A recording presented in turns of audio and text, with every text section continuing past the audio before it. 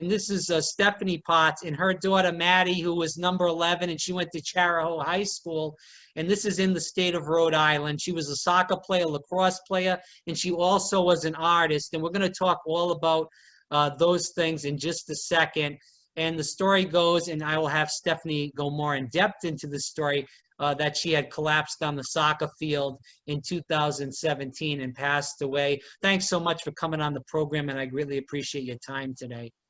Yeah, thanks for recognizing that, Rob. It's definitely, everybody's in tough times right now. And so I appreciate you being able to highlight what we've been able to do with Maddie's foundation despite our own loss. I want you to tell the viewers a little bit about Maddie that don't know about her.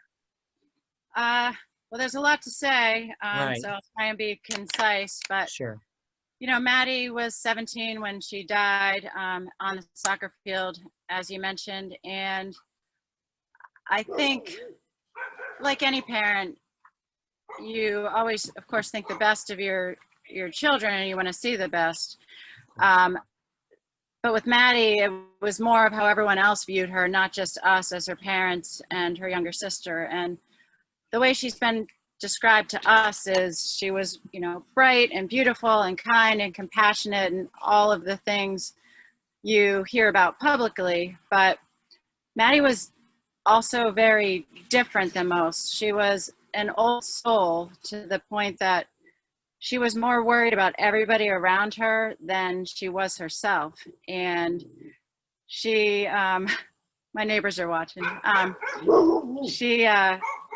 She felt everyone else's problems deep down more than anyone else I could even describe, and she wanted to fix all of those problems. And you know, I remember as an emergency medicine PA, she would call me just crying after seeing shows about dogs that were hurt or kids that were hurt. And as she got older, she really took control of how she could help make a difference with all of those people. And I think what stands out the most is she focused more on everyone around her, and she never made things about herself.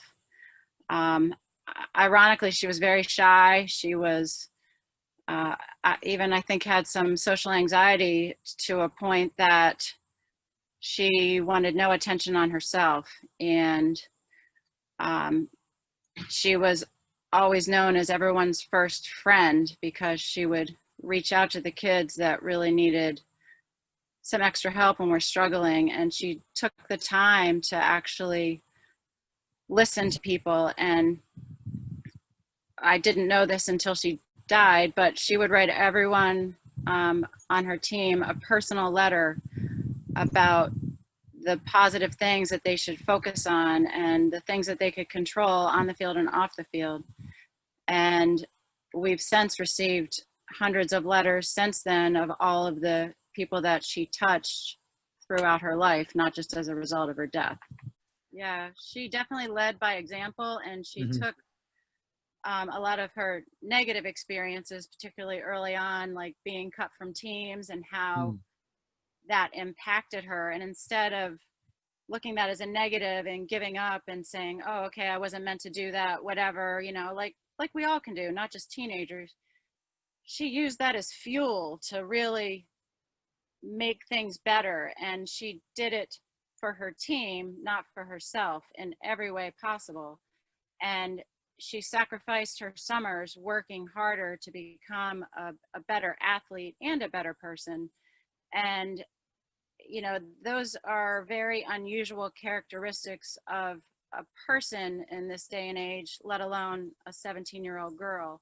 Right. And I think that's why the story of our loss and her death have touched so many people. And, you know, we're coming up on almost 3 years now, and the support that we've gotten, it has only increased. And people like yourself hear the story, and I think biggest fear of a parent after they lose a child is people will forget them. And it's been the exact opposite. And again, not because she died, but because of how she lived her life and how many people she touched in her very short 17 years. It's about Maddie Potts, and we are going to talk about the Maddie Potts Foundation and also her fitness challenge that just happened a couple weeks back. So we'll go into that as the interview rolls on. This is Stephanie Potts. So Stephanie, can you speak about, and I know this is really tough to speak about the night that all this happened?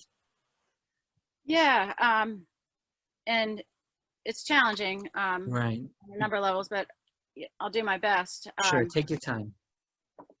So Saturday, September 23rd, 2017 was just a normal Saturday for everyone in our community. And it was a rescheduled soccer game that was supposed to have happened the Tuesday before, but for whatever reason that got changed.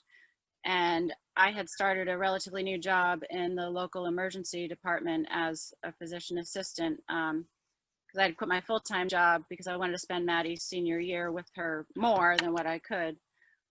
So I went to work. Maddie spent the day with her sister and her best friend shopping, and then dropped them off, went to the game. She shot me some texts,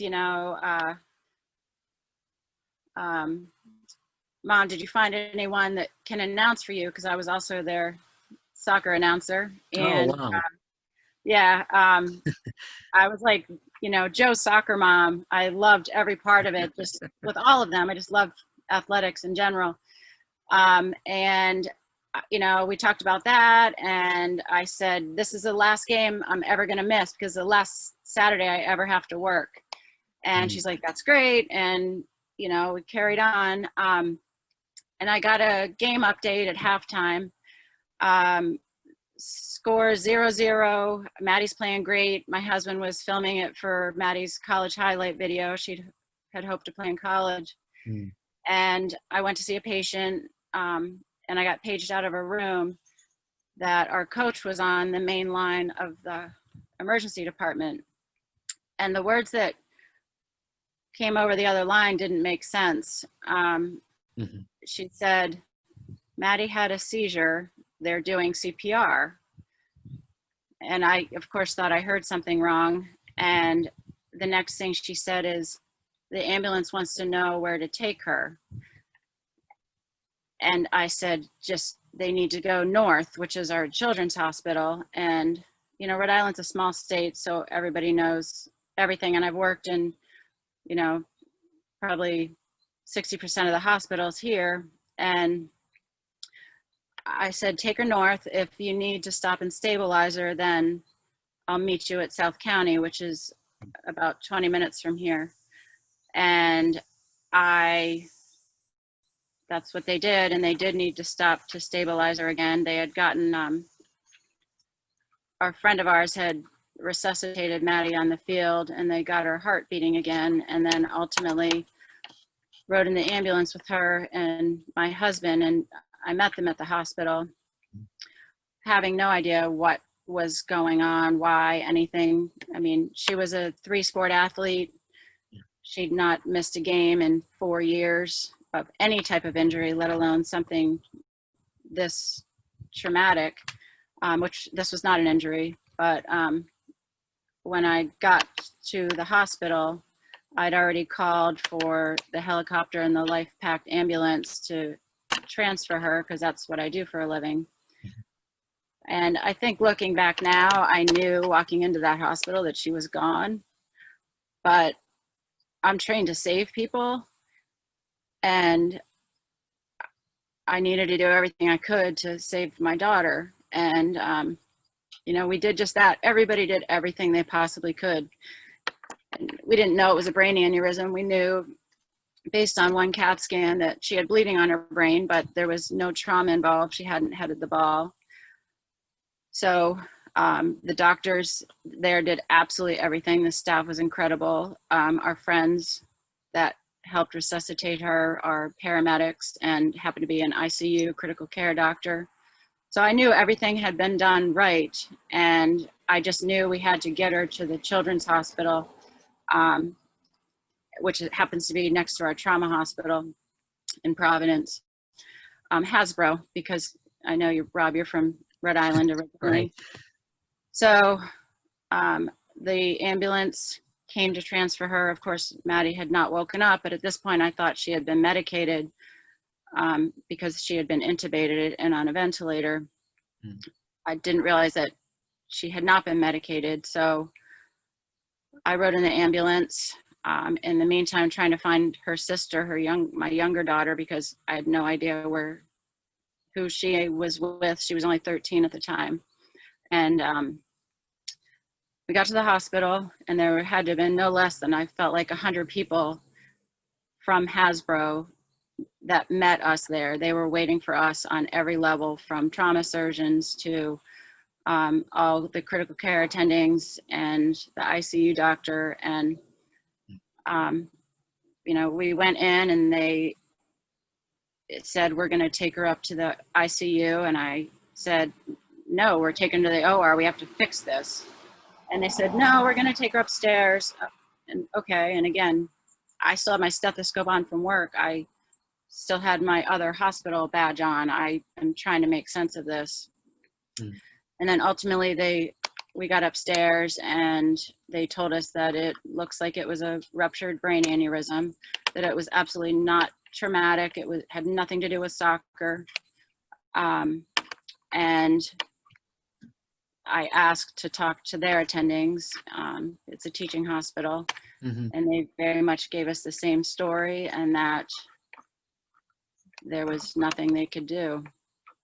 And we were able to briefly have a discussion about donating Maddie's organs, but unfortunately she couldn't even sustain herself on life support. So we weren't ultimately able to do that, but we were ultimately able to, I jumped on that bed and I held on for dear life and I hugged her and I said, I love you and I'm proud of you and we are going to do everything we can so nobody forgets you. And that's exactly what we've done. And from that moment on, we haven't stopped. I said that I may never find a reason why a healthy 17-year-old athlete that never once smoked, drank, never even had her first kiss. I mean, she'd ask anybody this day and age, like, that's unheard of. But I'll find a purpose for it. And we are already found a lot of purposes for it. And we're thankful for that. And again, I know we can talk more about that because you have other questions, but everything was done right. And by every single person that from the moment she went down. And I think the most ironic part of that is she was about to take a free kick in the game itself. And all eyes were on her. And we have it all on video. And you can see the moment that she put the ball in the 30-yard line, that's when the aneurysm must have ruptured, because she stumbled back a couple feet and she left her soul on that field. She died there. Fortunately, they were able to at least keep her heart beating until both my husband and I could get to her and be with her. She ultimately passed. Thanks for telling that story, Stephanie. So we hear a lot in soccer, obviously, a lot of concussions, a lot about, heading, and we even hear it in football now. Do you feel like that could have been an issue where that was the reason why the brain aneurysm happened rather because of previous, maybe a concussion, or even if she didn't have a concussion, previous, all that trauma again, with the soccer ball to the head consistently? Right. No. No. But yeah, that was my first question. Okay. Was this traumatic? Because Maddie was one of the taller kids in the team. She's a midfielder. So of course she had the ball as much as any.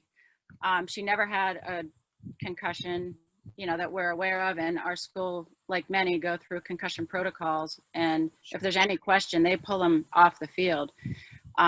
She had just passed all of that. She never even had a headache, and until the aneurysm ruptured. So I've asked a lot of people those same questions, from neurosurgeons to ICU attendings, and I've been given the same answer as no, this is probably something she had since birth. It had nothing to do with trauma. I want to continue on and speak about this. So let's go into the foundation. So the Maddie Potts Foundation, was that developed by you, Stephanie, and your husband, and with the Fitness Foundation too? Or was that just everybody kind of thought of something, brainstormed? It was ultimately started by my husband and I. Sure thing. Within, November, Maddie passed in September, and by November, we were trying to figure out a way to give back to the community that has literally helped us survive this. And that's no exaggeration. I mean, here we are 3 years later, and people are still reaching out with stories, and the people literally helped us survive, particularly Maddie's younger sister, Julia, who was only 13 in 8th grade at the time, was at the game, saw Maddie go down in the field and ultimately die. And Julia was captain of her middle school soccer team too. So, I was a PA in town in family medicine for a long time. My husband's a teacher, so everybody knew us. Everyone knew the story, and the game was packed that night because it was a Saturday, so everyone saw what happened. So it hit everybody on a level that no one should have to experience. So we started as a way to give back and, of course, carry on Maddie's memory and her legacy. And it's really turned into an organization that gives back in all the ways Maddie would have done herself. And it's in some ways taken us longer than, if we had chosen a more direct path like brain aneurysm awareness or something like that. We chose to honor the life Maddie lived and the characteristics she represented. And it's her friends that have created what is now called Maddie mentality. So again, we started it, we struggled with it, it took forever. Neither my husband or I have ever done anything like this. We do a lot of community service and we've done a lot of fundraising for other organizations, but we never started anything, particularly while grieving the worst loss that a parent can experience. So can you go more into what the fitness challenge is and what happened due to the coronavirus pandemic we're experiencing? Oh, yeah, absolutely. Even before we started the foundation, my husband and I went for a walk and we were trying to, people do 5Ks, we do all of those things, but Maddie was different and Maddie represented a different dynamic. So we were trying to come up with something that represented her and the characteristics that she represented. And it was actually my husband came up with ultimately what the fitness challenge has become. And it is 11 different events because Maddie's uniform number was 11. Her birthday is on the 11th. There's 11 letters in her name. Her parking spot was number 11. There's a reason that people call her Forever 11 and why we've trademarked that. So we developed 11 stations and each have a banner of one of Maddie's characteristics.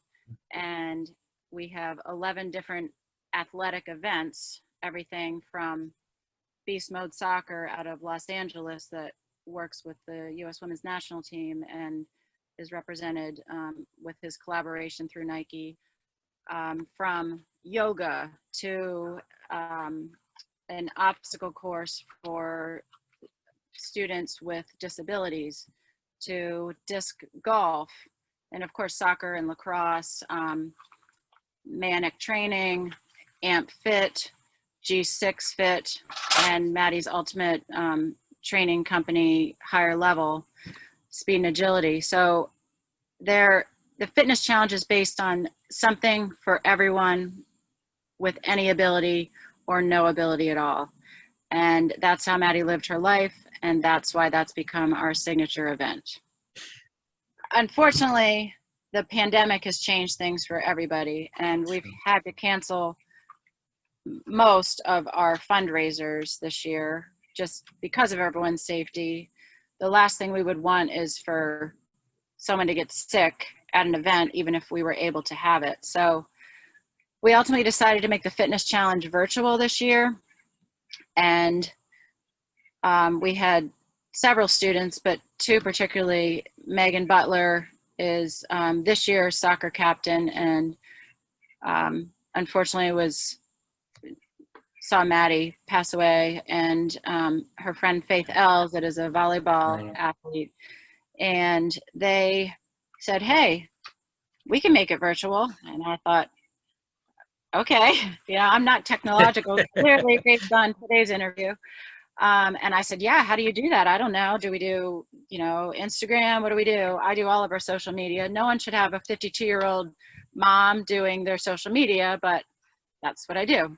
Right. And they said, well, we can do a YouTube channel, and we can do this, and we can do that. And my husband and I are like, great, because we don't know how to do any of that. And they did it, and we made it free because, it's about fundraising, because we're about $250,000 off of our goal to build this field house. We were supposed to break ground in April on Maddie's 20th birthday. COVID had other ideas. We've lost a lot of our in-kind donations. We've lost most of our fundraisers, but the fitness challenge isn't about making money. The fitness challenge is about including everyone and giving them the opportunity to be active, and fostering good self-esteem. And we did just that. We had our trainers make videos, submit them, put them on the Maddie Potts Fitness Challenge channel on YouTube. And even though it was free, somehow the girls still raised $4,000. So wow, that's great. It was just it was great for everybody, and it will, keep the word of the fitness challenge out there. So next year, hopefully, we'll be allowed to be back to normal and being as inclusive as we've ever been. Well, it's impressive that they raised the 4,000 with a lot of people out of work. People have their own healthcare needs too, so that's extremely impressive. I want to go into this as far as the last question. And we know we've been talking the whole interview about Maddie and how she's really helped not only just kids, but even adults on the way she lived her life and also her mentality. You've brought that up quite often. But can we end the interview in saying, what if, through living, because obviously Maddie passed away, but her spirit still lives through, everyone, through this foundation, through the fitness challenge. What do you think Maddie, as her spirit lives on, would want people to, think and do throughout this tough time of coronavirus and, even with their life beyond? Right. Maddie lived her life every day for that day. Yeah. And she wasn't someone that said, oh, I can't wait to get out of this house.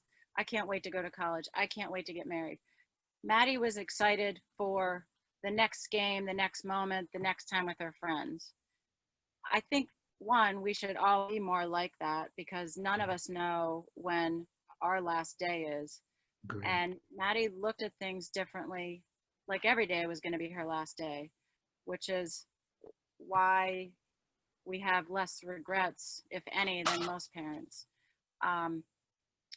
I think Maddie would be somewhat angry with me because I put her beautiful senior picture on a trailer, because we've made her death was public, therefore her life has become public. And the very last thing she would have wanted is to have any recognition for herself. However, that recognition came naturally because of the number of people that were affected by it. Yeah. I think in regards to the pandemic, she would have continued what she did every day when there wasn't a pandemic. She would have reached out to her friends to make sure everyone everyone knew that they had someone in their corner if they needed to, that